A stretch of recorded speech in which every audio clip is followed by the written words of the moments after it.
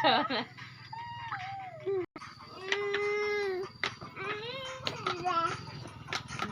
แม่ฉันมีปีกแต่ฉันอุ้ยอ้ายฉันคือยีราฟคอยาวขาวเรียวรูปร่างผอมเพรียวฉันคือยีราฟตัวฉันตุยน่ารักตุยมุยกูมันหอนมันเหือผูไป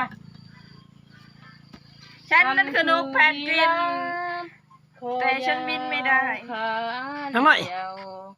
รูปร่างปาดเปรียวชอบกินใบไม้ฉันน่ะตัวสูง เด็กไรเอื่อยเลยเจ็บหูเจ็บหูเกี่ยวหูฉันนั่นคือนกแพนกวินป้านะว่าเพลงแต่ยังไงเนี่ยจึงจับจึงจับจึงจับจึงจับจึง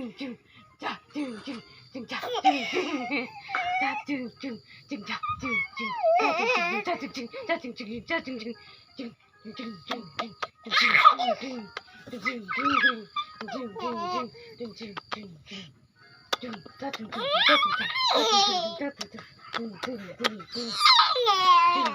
ับจึงโอ้ยเมื่อยดิอ๋อตายแล้วรับตายฮั่นจริง